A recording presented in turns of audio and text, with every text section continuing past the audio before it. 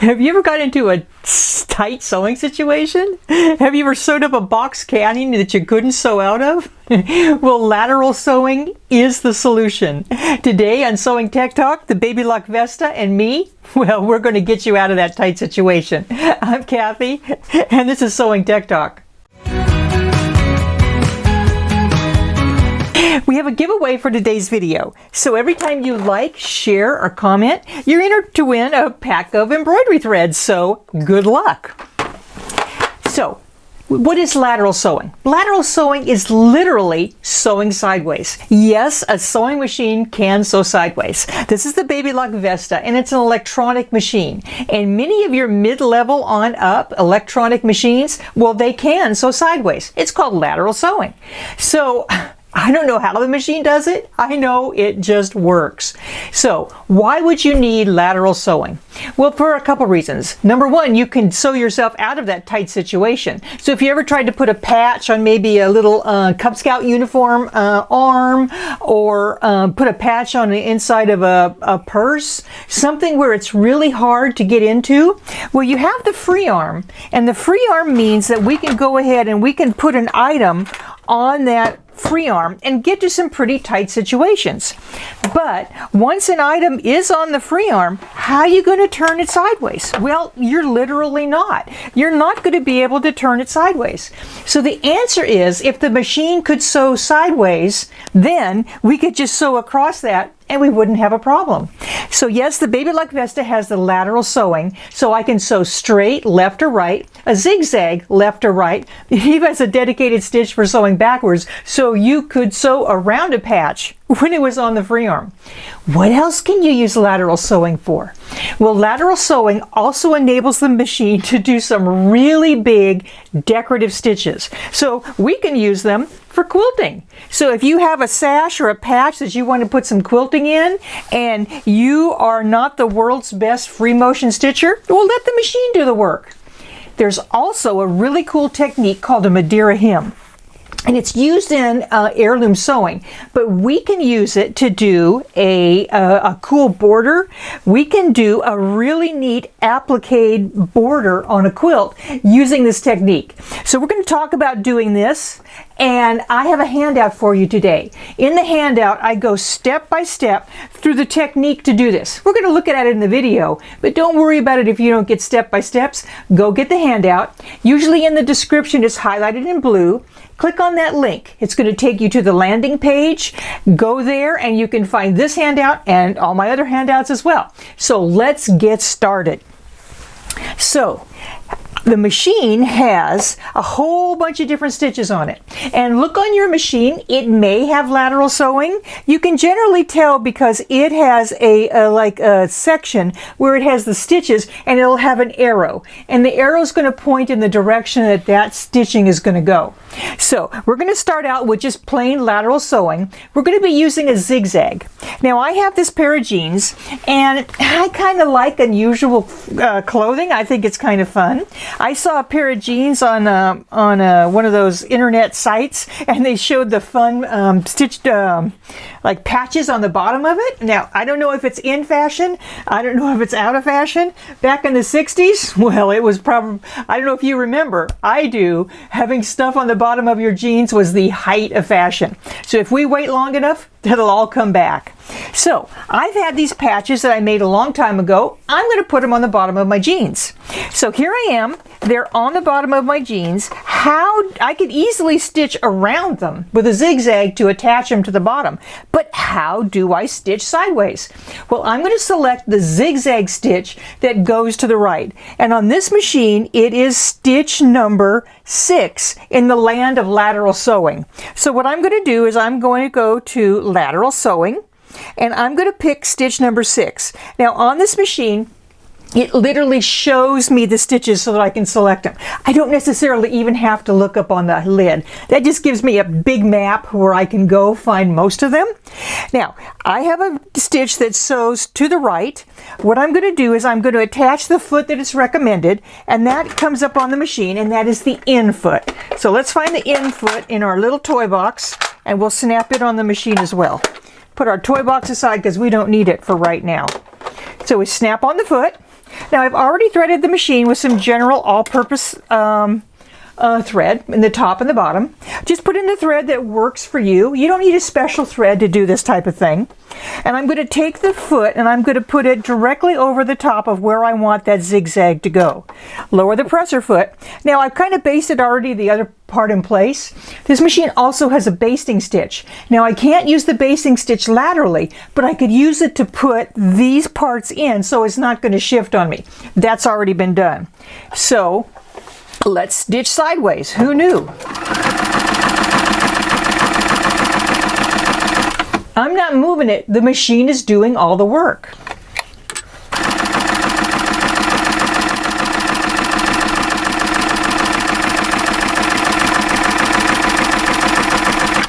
I think that's really cool. Now remember, I have stitching to the left and to the right. I also have a straight stitch if I didn't want to zigzag this on down. Now if I want to stitch this part, well, that's pretty easy. That's basically just my straight stitch on the machine. So I just go to the straight stitch, select it, and I can position that straight stitch anywhere within the field of the presser foot. So I have a 7mm area in which I can put place that stitch to wherever it works. I can move it in 0.5mm increments, and I even have a left-right shift that can move it just a little teeny tiny bit to get it in just the right spot. All I have to do is pick my straight stitch and away we go.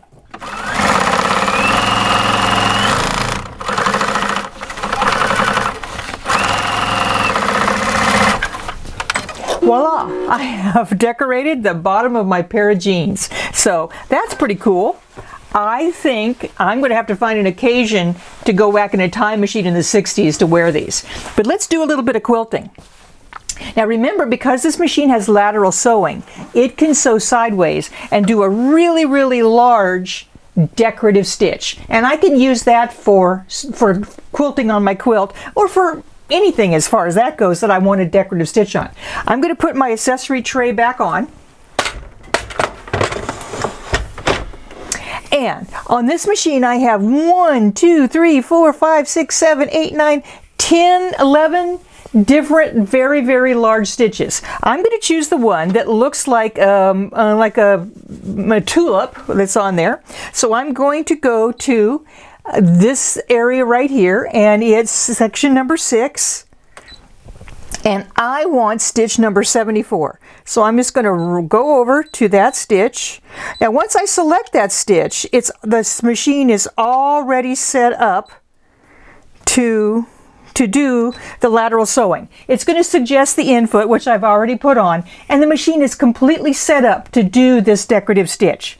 Now if you're not sure what this stitch looks like, how big it is, it's actually available in 2 different sizes. What I recommend is take a piece of fabric, put a little piece of stabilizer on the back of it, and go ahead and stitch yourself a sample. That's going to give you a really, really good idea of just how large the stitch is. Now, don't have a piece of fabric handy? The machine will also show you directly on the screen. So if I come here to this little, it looks like a little wavy piece of paper. If I touch that, it's going to show me the actual size of that stitch. Most importantly, it's going to show me exactly where that stitch starts. It's a big stitch, so it's hard to know exactly where it starts in the field. I can see that it starts just a little bit to the right of where the middle of the stitch might be. So I can use that to help me place it on the quilt. So let's take our quilt. We're literally going to put it under the needle. And just like before, it's going to stitch, it's going to move the fabric left and right to give me that big stitch. Now as it's stitching, it's going to move the fabric sideways and to the left and to the right to get that big stitch. And you'll see that when I'm stitching. Here's the trick to stitching the stitch straight. You see how this is a parallel line on each side? Well, as it moves to the right, just keep that edge parallel to the edge of the foot. And then you're going to keep your stitch going straight. If you don't have another reference point, or you want an additional one, you could take a wash away marker or something and put a line on your project and use that to help you sew straight. And you can remove the line after you're done. So I know I need to start probably right around here. I'm going to lower the presser foot, and the machine's going to do all the work. Let's quilt a really cool thing.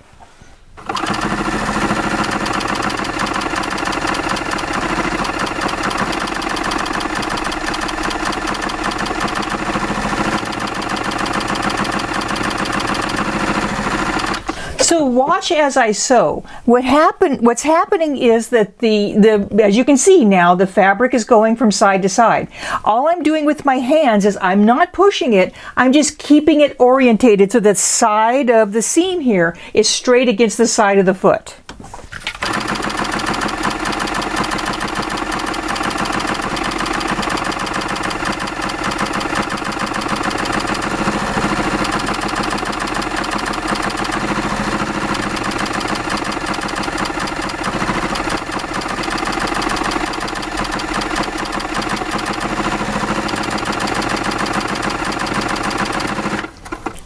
Now you can see that it's not necessarily a fast stitch because the machine's doing a heck of a lot of work.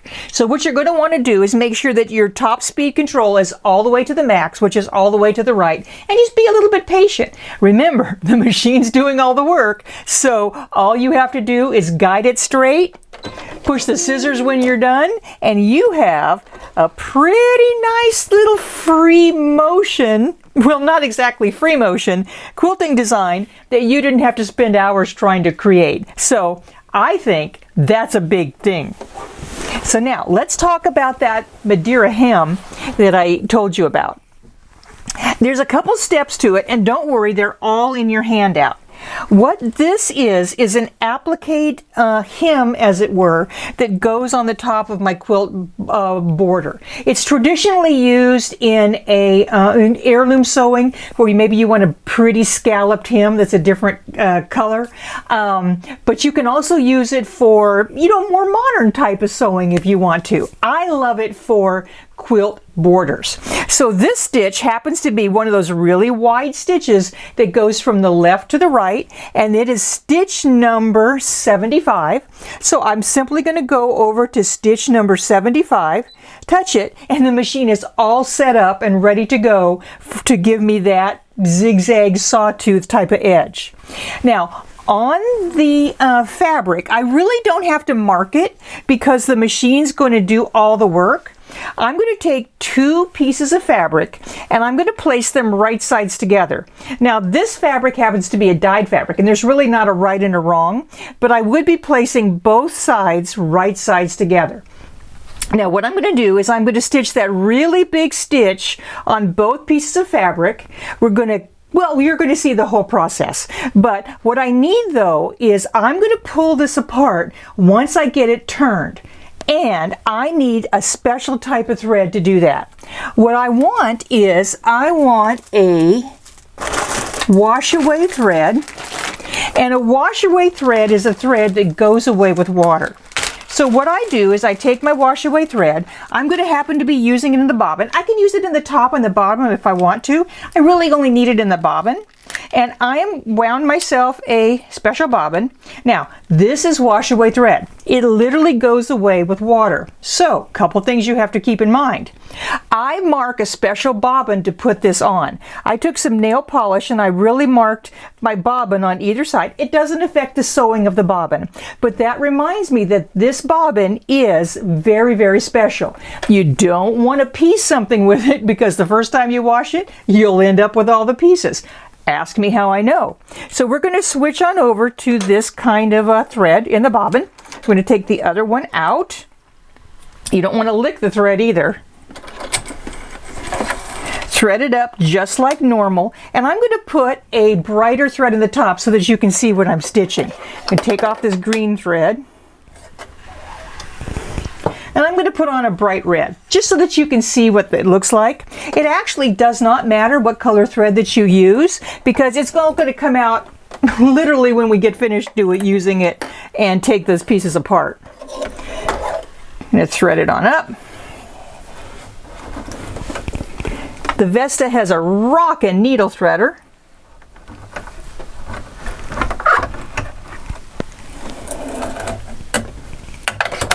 Done. Okay, now what I'm going to do is I'm just going to sew this big zigzag stitch along my fabric. Now I want to make sure I know exactly where to start. So I'm going to come to that piece of paper, as it were, and I know this is going to start on the left hand side. Now if that's not convenient for me, I literally can manipulate this stitch by doing a mirror image and it would start going the other direction. But this is going to work fine. In your directions, I tell you pretty much how big to make this piece. Basically, you want it bigger than that decorative stitch and large enough to allow you to have a seam allowance.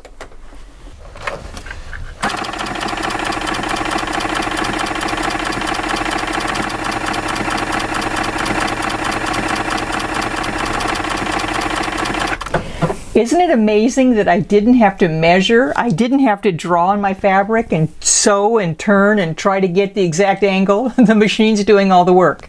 So I'm going to finish this. As you can tell, it's going to take me a while. When I get done, come back, we're going to trim it, turn it right side out, and I'm going to show you how we're going to applique it down to make a really stunning quilt border. So I'm going to finish sewing this and I'll see you real soon. So I finished stitching and then I went ahead and I just trimmed around that outside edge. Now I'm going to turn this right side out, so I'm going to have to clip down into this little valley here, and I clipped off the tip. Basically all you do is you turn it right side out and then you go ahead and you press it so that it looks like you're going to have the finished applique when you're doing it. So now's the time to take your time and make sure all your points are pushed out and everything is just the way you want it to look. Now we're going to create two pieces here, so you want to come ahead in and we're going to get it wet. And when we get it wet, what's going to happen is the thread, the little molecules of water, is going to go and make that thread go away from the bobbin. I use a best press too. Why? Because it adds a little bit of body to my fabric and it's enough liquid to melt the thread, as it were. And so I'm doing a 2-for-1. So you could use regular water. I think I want a little bit more body in my applique. So what I do is I come in and I give it a little quick press, a spritz with the best press 2, and let that water soak on in so it's getting into that bobbin. While it's doing that, go ahead and change your machine over to regular sewing. The most important thing you're going to do in the whole process is to take that wash away bobbin out of the bobbin area.